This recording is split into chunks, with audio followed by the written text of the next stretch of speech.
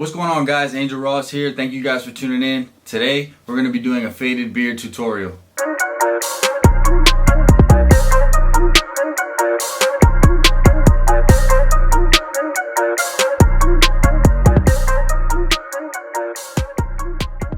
So before we get started with this tutorial, man, I just want to share some insight with you guys. I've been getting a lot of questions, a lot of comments, a lot of DMs on my Instagram. So I just wanted to take this one question in particular because it's something that really resided with me. It's something that I kind of struggle with on a day-to-day. Even though I create a lot of content, it really hit me, and I wanted to share with you guys my thoughts on this question. So it's from a man, Get_Faded, and he says, "What's up, man? How's it going? Hope you're having a blessed day. Do you have any advice for anyone trying to get better in creating content? I get stuck trying to figure out what to post." So that's a great question because it's something that I deal with all the time. Like, I'm constantly looking at my work, and before I post it, I'll critique it, and sometimes I don't even post it because I overthink it. And I've just been trying to get better with, my camera and trying to figure out how I can set myself apart and how I can make my work look different, because nowadays anybody can take a picture and post it, or do creative work, and I kind of just want mine to be completely different. And I know a lot of barbers struggle with this, but I would say stop overthinking. The only way we're going to get better at creating content is to just post and keep creating content, because the more we create, the more practice we get, the better it's going to get. So stop overthinking. It's something that I got to do as well. Stop overthinking what you're posting, and just keep creating content and getting better at it. A lot of times we compare ourselves with other barbers and we see what they're doing and we try to mimic, or try to figure out how it is they're doing certain things. But the more we look at other people, the more we emulate them. Try to be yourself. It's okay to be inspired, but you don't have to copy. Try to just create your own content and be as creative as possible. And you never know who you're inspiring and who it's going to touch. You're going to find your group of people that are going to relate to you. And I hope everybody just takes that to heart. And I want to see some real creative work come 2021. I hope that I can put out some really creative work for you guys. And without further ado, man, here's that faded tutorial. Hey, what's going on? Welcome back to another tutorial. Today we're going to be doing a faded beard with a little bit of enhancements, and the first thing I'm going to want to do is use my Andis cordless master with a fade blade on it all the way closed, and we're going to begin to set our guideline, making sure we're brushing all the excess hair out of the way. The next step is we're going to use our wireless shaver by Andis as well, and we're going to work right above the ear, start balding it out. Now with the number 4 guard, we're going to begin to knock off some of this bulk all the way closed. We're just going to take out a lot of that bulk at the bottom of the beard, and this is just going to be our base for the fade.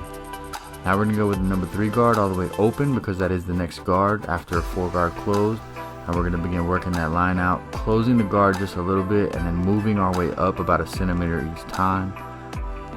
Now we're going to go back with the number 2 guard, same thing, working a little bit higher and moving our way up as we close that guard. So each time we close the guard, we're going to go just a little bit higher. So we'll close it all the way, and then we're going to work up closer to the ear. And you can already see that fade beginning to start coming in. Now we're going to use the number 1 guard all the way open.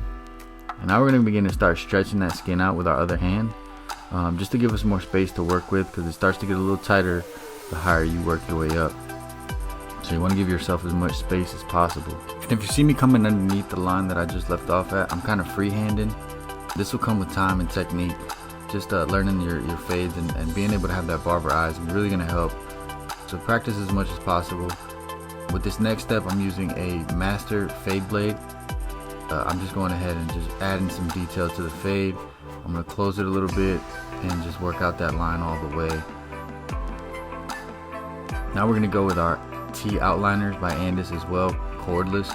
And we're going to start putting that back line on the neck, making sure it's nice and straight. We don't want to go too far in, and we also don't want to keep it too far out. We just want it to come straight down, kind of following the ear a little bit. Just make sure it's nice and straight, nice and even. And then we're going to go back at a 30-degree angle with our razor blade. Make sure it's nice and clean, and give it the last finishing touches so it's nice and even and nice and clean. Now for the sake of time, I'm just going to go ahead and fast forward to this other side.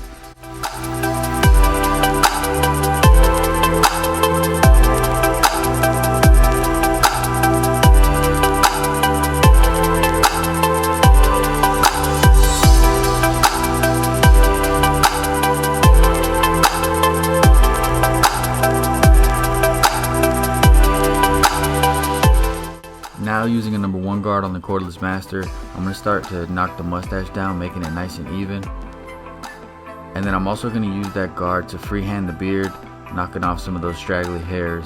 And I like to use a guard when I do this just so I don't make a mistake. You know, I am human and sometimes mistakes can happen using a no guard. You just don't want to slip up. Now using a T outliner, I'm going to begin to line up the bottom of the mustache. And then I'm going to have my client bite his lip a little bit, and we're going to do the very top of the mustache.